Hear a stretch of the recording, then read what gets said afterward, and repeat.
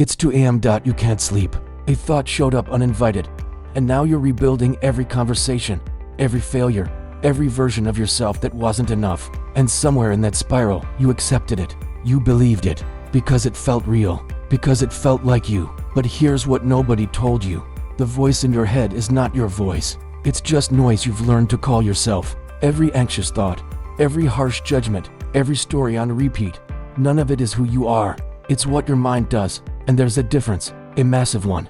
By the end of this video, you'll know exactly how to find it. Here's the thing, nobody ever taught us this, not in school, not at home. We were taught math, grammar, maybe even basic first aid, but nobody sat us down and said, that thought you just had, you don't have to become it. So we grew up doing what felt natural, absorbing every thought as fact, every self-criticism as truth, every worry as a warning worth believing. And over time, that gap between having a thought and being one quietly costs us years.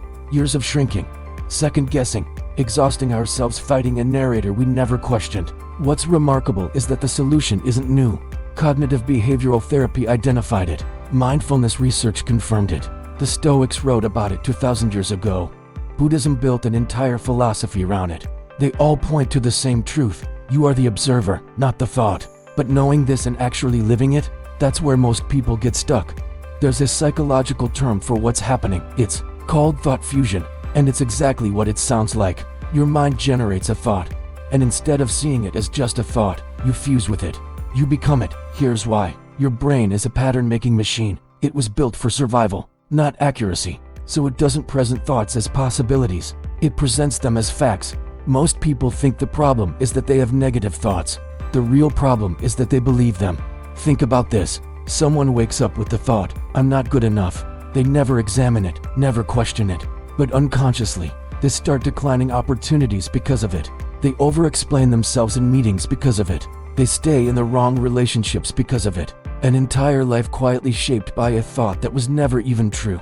That's the trap. It's invisible, it's patient, and most people spend decades inside it without ever realizing the door was always open. Here's what changes everything. So here's the shift, the one that changes everything. You are not your thoughts. You are the one who notices them. They're as a part of you. Psychologists call it the observing self that sits behind the noise. It doesn't react. It doesn't spiral. It simply watches. Think of it this way. Thoughts are clouds. Some are dark. Some are heavy. Some move fast and shake you. But you are not the clouds. You are the sky. And the sky doesn't become the storm. It just holds it. Most people spend their entire lives operating from inside the cloud, mistaking the weather for who they are. But the sky was always there, untouched, unchanged. Science quietly agrees. When you create distance from a thought, your prefrontal cortex, the rational, grounded part of your brain, comes back online. The reactive default mode network loses its grip. You stop being pulled and start becoming present. Most people think meditation is about having fewer thoughts. It's actually about realizing you're not your thoughts in the first place. That's not a technique. That's a completely different way of being. Understanding this is one thing. Here's how you actually practice it. Now that you understand the sky, let's talk about how to live from it. Most people try to fight their thoughts, push them down, argue with them, or distract themselves into silence. What actually works is something quieter, witnessing them without reacting. And there are 3 techniques you can start using today. The first is called name it to tame it. When a thought shows up, simply label it, out loud or in your head. I am failing thought again. That's it.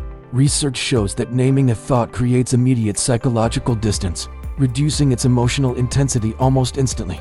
You're no longer inside it, you're observing it. The second technique is the third-person observer shift. Instead of saying I'm so anxious, try this. I notice that your name is feeling anxious right now. It sounds small. It isn't. That single linguistic switch activates your observing self and interrupts the automatic fusion before it takes hold. The third is the 90-second rule. Neuroscientist Dr. Jill Bolte-Taylor discovered that the physiological charge of a thought lasts roughly 90 seconds. If it lingers longer, it's because you kept feeding it. You re-triggered it with more thought. But if you let it move, like a cloud across the sky, it passes on its own. Detachment isn't a personality trait. It's a trainable skill. Start with one thought today. Just one. Notice it. Name it. And remind yourself that thought is not you. Before you close this video, try one small experiment. For the next 24 hours, every time a negative thought shows up, say this: I notice I'm having the thought that. That's it. No fixing, no fighting.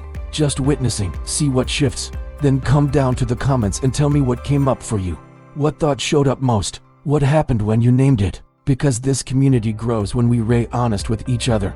And you might say exactly what someone else needed to hear today.